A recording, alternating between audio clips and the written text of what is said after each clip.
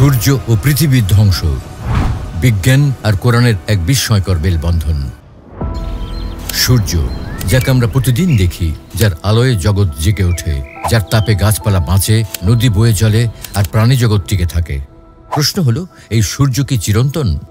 অনেকেই ভাবেন সূর্য যেমনই আছে ঠিক তেমনই থাকবে, কিন্তু আধুনিক বিজ্ঞান বলছে ধ্বংস হয়ে যাবে, আর এই ধ্বংসের সঙ্গে সঙ্গে ধ্বংস হয়ে যাবে পৃথিবীও।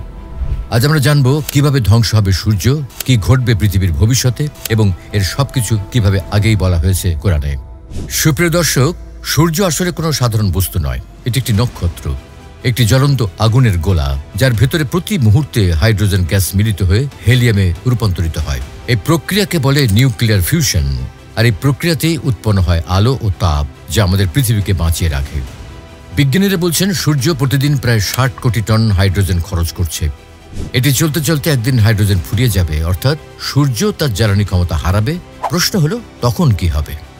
তখন সূর্যের কেন্দ্রে সংকোচন শুরু হবে, বাইরের স্তর ফুলে উঠবে, সূর্য একসময় পরিণত হবে লাল দৈত্যে, রেড জায়ান্ট।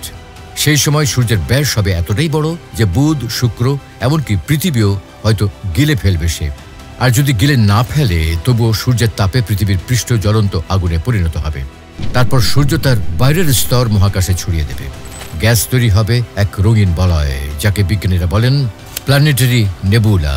আর মাঝখানে থেকে যাবে সূর্যের গলে যাওয়া কেন্দ্র, একটি ছোট গরম ঘন বস্তু, হোয়াইট ডোয়ার্ফ। পরবর্তীতে এটি হয়ে যাবে ব্ল্যাক ডোয়ার্ফ, নিঃশব্দ অন্ধকার মৃত একটি নক্ষত্র। এদিকে পৃথিবীর ভবিষ্যৎ ও সূর্যের ভাগ্যের সঙ্গে বাঁধা। সূর্য যত বেশি তাপ ছড়াবে, পৃথিবী তত গরম হবে। প্রথমে গাছপালা শুকিয়ে যাবে, মহাসাগরের পানি বাষ্পে রূপ নেবে, বৃষ্টি বন্ধ হবে, বাতাসে থাকবে না শ্বাস নেওয়ার মতো অক্সিজেন। প্রাণীকুল বিলুপ্ত হয়ে যাবে। মানুষ হয়তো তখনও টিকে থাকবে প্রযুক্তির সাহায্যে, কিন্তু একসময় তারা বুঝবে প্রকৃতির বিপক্ষে টিকে থাকা অসম্ভব। সবশেষে পৃথিবী হয়তো সূর্যের সঙ্গে সংঘর্ষে ধ্বংস হয়ে যাবে, নয়তো সূর্য তাকে মহাকর্ষে টানে গিলে ফেলবে।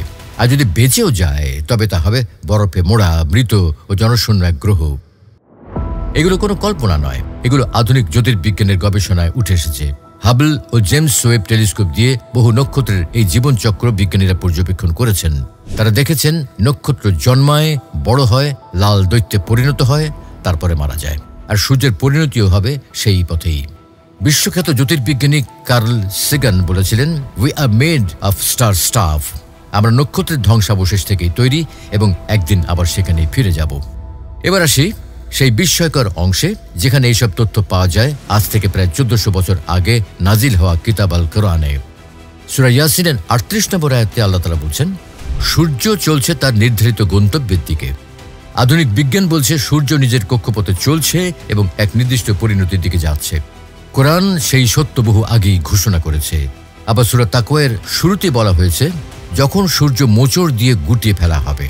এই আয়াতে ব্যবহৃত আরবি শব্দ কুওয়িরাত এসেছে কাওয়ারা থেকে, যার অর্থ কাপড় গুটিয়ে ফেলা। এটি ইঙ্গিত করে যে সূর্য একসময় তার আলো হারিয়ে গুটিয়ে যাবে, যেমনটি হোয়াইট ডোয়ার্ফে পরিণত হওয়াকে বোঝায়। আর সূরা আম্বিয়ায় বলা হয়েছে, যেদিন আমি আকাশ গুটিয়ে ফেলব, যেভাবে লিখিত পাণ্ডুলিপি গুটানো হয়। এই আয়াতের প্রতিধ্বনি পাওয়া যায় বিগ ক্রাঞ্চ থিওরিতে, যেখানে বলা হয় একদিন এই মহাবিশ্ব গুটিয়ে যাবে, অথচ কোরআনে সেটি বলা হয়েছে কোনো দূরবীন আবিষ্কারের অনেক আগেই।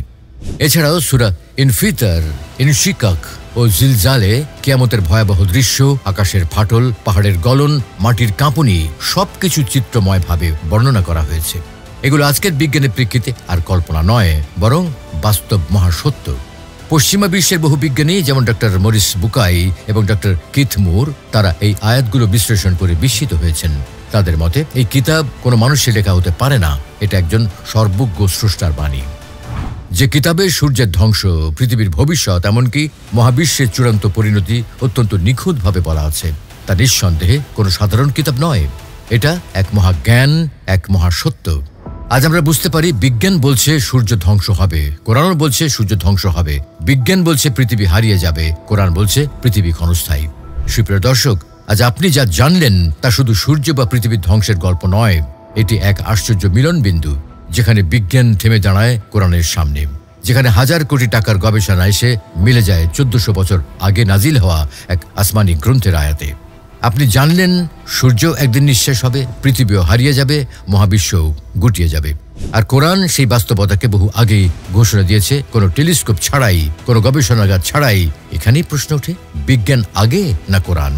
আপনার চোখ দিয়ে বিজ্ঞান পৃথিবী দেখে, কিন্তু কোরআনের চোখ দিয়ে আপনি ভবিষ্যৎও দেখতে পান। এই সত্যকে অস্বীকার করার অর্থ হলো অন্ধকারে চোখ বন্ধ করে বসে থাকা। যারা আজও বলে আমি বিজ্ঞান ছাড়া কিছু মানি না, তাদের বলি, আপনার বিজ্ঞান প্রতিনিয়ত কোরআনের আয়াতের সপক্ষে প্রমাণ হাজির করছে।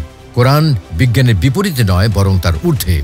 বিজ্ঞান আবিষ্কার করে আর কোরআন তা পূর্বেই ঘোষণা করে, এবং এই সত্যই নাস্তিকতার বুকে এক জ্ঞানভিত্তিক চপেটাঘাত। আজ আমরা গর্ব নিয়ে বলতে পারি, আমাদের ধর্ম কোনো অন্ধবিশ্বাস নয়, আমাদের কোরআন কোনো কল্পকাহিনী নয়, আমাদের কোরআনই হচ্ছে আলোর চূড়ান্ত উৎস, যেখান থেকে বিজ্ঞান পথ খুঁজে পায়। এটাই জ্ঞানের আলোর বার্তা। সুপ্রিয় দর্শক, আমাদের আয়োজন আপনার কাছে কেমন লাগছে কমেন্টে জানাতে ভুলবেন না। নিয়মিত আমাদের জ্ঞানগর্ভ ভিডিও পেতে জ্ঞানের আলো চ্যানেলটি সাবস্ক্রাইব করুন।